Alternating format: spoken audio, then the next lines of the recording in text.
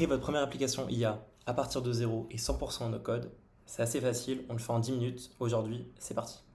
Donc si vous avez une entreprise, si vous avez un business, si vous avez un projet, si vous voulez donc réaliser un MVP, la V0, la version la plus sommaire de votre projet, vous êtes au bon endroit. Je vais vous montrer par exemple aujourd'hui comment on peut réaliser en 10 minutes une application IA qui va permettre de répondre, d'envoyer une biographie à partir simplement du nom d'un auteur. Évidemment, ça marchera pour n'importe quel concept. Ce sera à vous de travailler donc le body, le JSON, donc le prompt qu'on va voir juste après. Ce sera à vous de le changer, à vous de faire tous les paramètres.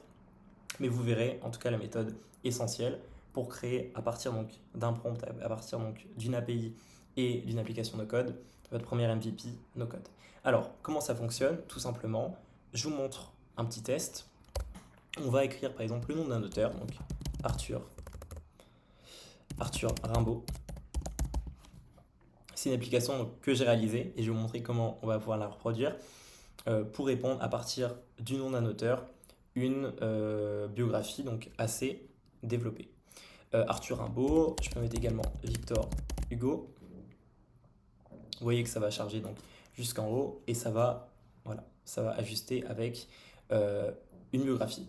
Petit test également, parce qu'on veut que ce soit une application dédiée à notre besoin et non pas un chat GPT bis. Si je demande par exemple quelle est la capitale de la France, vous verrez que ça ne va pas répondre parce qu'on l'a configuré justement pour notre besoin. Voilà, veuillez renseigner le nom d'une personnalité. Donc, vous avez vu une petite démonstration. Maintenant, on va commencer. Alors, vous rendez sur bubble.io. On crée un nouveau projet. Je vais l'appeler donc mon app biographie. Voilà. Start with a web app. Create a blank app. Get started.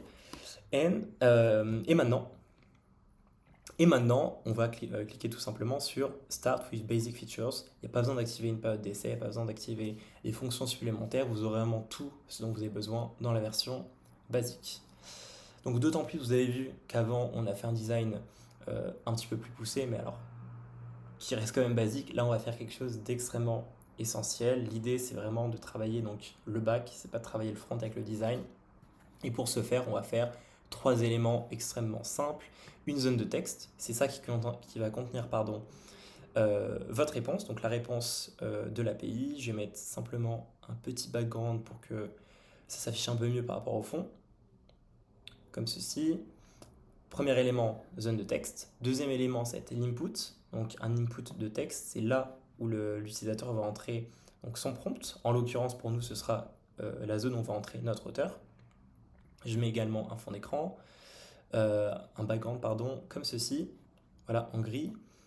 Donc texte, input, et troisième élément, évidemment, un bouton pour valider et envoyer notre requête. Je mets un bouton juste ici, je vais le renommer en Enter, et notre première partie est déjà terminée. Voilà, c'était vraiment express, c'était très sommaire, mais on a donc notre zone de texte, on a notre input, et on a notre bouton Enter. Deuxième étape, c'est de se rendre sur la plateforme OpenAI. Donc vous rendez sur, donc non pas sur ChatGPT, mais sur plateforme.openai.com. Vous allez sur votre espace, donc Your Profile, et vous cliquez ensuite sur User API Keys. Je vais ici créer une nouvelle clé que je vais appeler biographie. Ce sera une clé qui sera dédiée à ça. Biographie, create secret key, et elle va être générée et apparaître juste ici. Donc, j'ai bien ma clé qui a été générée, je la copie et je vais la coller, donc je vais l'isoler sur le côté dans un bloc-notes et on va la réutiliser à la prochaine étape. La deuxième étape est terminée, on a notre clé, on a notre interface. La troisième étape maintenant, c'est de passer plutôt en back. Plutôt donc au niveau des plugins, je vais ajouter un plugin qui sera API Connector. C'est ce qui va nous permettre de faire la requête à OpenAI avec notre clé. Cela apparaît juste ici, donc Add Another API. Le nom, vous mettez ce que vous voulez. Je vais l'appeler New API Biographie. Authentification, ce sera Private Key Inheader, Key Name Authorization, et Private Key, vous allez écrire bearer, comme ceci, espace votre clé. Comme ceci, et je vais d'ailleurs faire un copier-coller pour le mettre également dans Development Key Value. On a donc déjà les premiers éléments de notre API. On va cliquer sur Add a Shared Header. Key, ça va être Content Type. Value, ça va être application/JSON, comme ceci.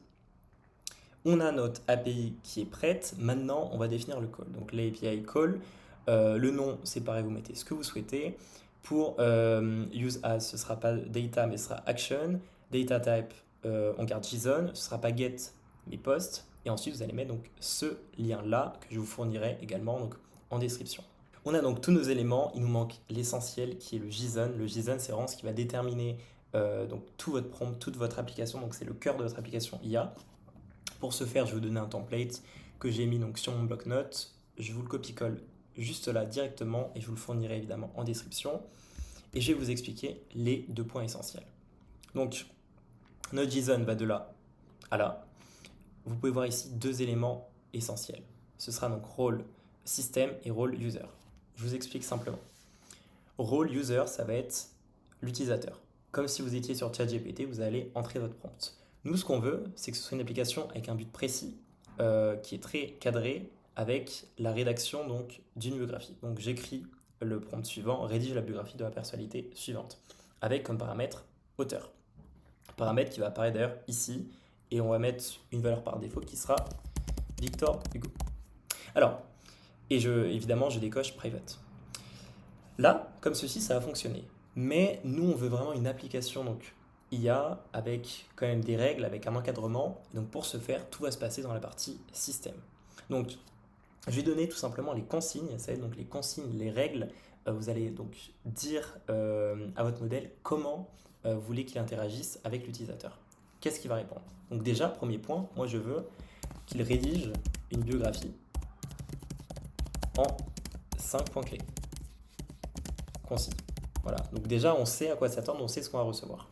Et comme on ne veut pas que ce soit un chat GPT bis, on va dire que ne réponds pas si tu ne reçois pas de nom de personnalité et demande alors un nom de personnalité. Tout simplement. Et donc là, c'est très cadré. Donc soit on donne un nom d'auteur ou de personnalité, il nous renvoie une biographie en 5 points, soit on demande autre chose, et donc dans ce cas, il nous redemande un nom de personnalité parce qu'il ne répondra pas à autre chose. On a tous nos éléments, voilà, tout a été rempli. On va pouvoir tester, donc initialize call, et je vais attendre la réponse, et j'ai bien ma réponse qui arrive. Donc mon API a bien été envoyé, j'ai bien un retour. Troisième étape, validée. On passe à la dernière étape, qui est maintenant de relier notre application, notre interface avec l'API. Donc je reviens tout simplement sur mon interface.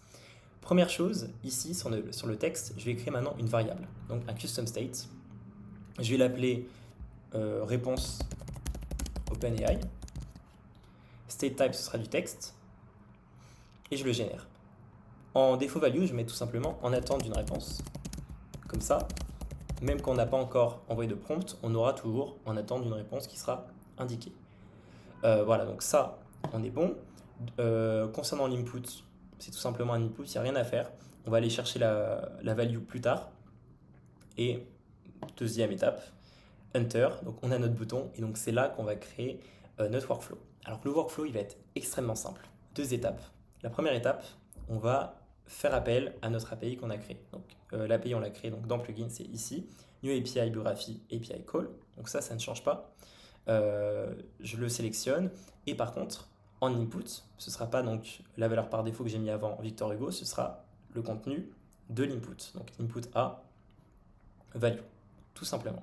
Maintenant, deuxième étape, vous vous souvenez qu'on a créé un custom state pour le texte, pour la zone de texte, une variable. Maintenant, on va affecter à cette variable la réponse de ce call API, tout simplement. Donc pour ce faire, ce sera element action, set state of an element. On sélectionne, donc il est sur le texte A. Custom state, ce sera réponse OpenAI.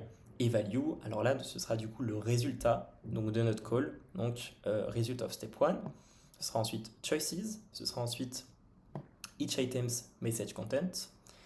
Et ensuite, ce sera first item parce qu'on n'aura qu'une seule réponse de notre call. Donc voilà, tout simplement 2 étapes. On exécute notre call API et ensuite on affecte ce résultat à notre zone de texte. Dernière étape, on va simplement affecter maintenant à notre zone de texte la variable qu'on a créée pour ce custom state. Donc au lieu de mettre edit me, ce sera tout simplement insert dynamic data. Donc texte et ensuite custom state tout simplement. Donc texte A, réponse OpenAI, donc la variable qu'on a créée. Donc on est bon, on a tout, on est prêt. On a bien donc en résumé créé notre interface. On allait chercher notre clé API. On allait configurer notre call API. On a affecté ce call API à notre workflow. On est bon, on a tout. C'est parti, on peut tester. On arrive donc sur notre interface. On peut voir déjà, on attend une réponse. Donc on est déjà très bien. On va tester, on va entrer un auteur. Ce sera Victor Hugo pour tester. Je clique sur Enter. Ça charge en haut, vous pouvez le voir. Et donc j'ai bien ma biographie qui apparaît. Naissance le 26 février 1802 à Besançon en France. Je vais tester un autre auteur. Ça va être maintenant Arthur Rimbaud. Enter. Ça charge et je vais bien avoir ma réponse pareil en 5 points qui apparaît. Et on va tester quand même, comme on l'a dit, on ne veut pas que ce soit un chat GPT bis, on ne veut pas que ça réponde à n'importe quoi. On veut uniquement rester dans notre cadre, dans notre concept concret. Donc si je demande maintenant quelle est la capitale de l'Italie, alors je ne veux pas avoir de réponse et je veux qu'il me demande tout simplement le nom d'un auteur. Je suis désolé, je ne peux pas répondre à cette question car il s'agit d'une demande de nom de lieu. Auriez-vous un nom de personnalité à me donner? Et donc voilà, on a bien réussi, on a bien donc notre MVP pour ce concept IA. Évidemment, c'est très très très basique. C'est à vous maintenant de réaliser à travers donc user et système un prompt concret pour une application vraiment poussée de l'IA. Là, c'est vraiment pour vous montrer comment vous le reliez au no-code. Après, tout va se travailler donc, au niveau du JSON, au niveau du body. Donc, on a bien réussi notre demande. Et donc, je vous dis à bientôt pour un prochain test.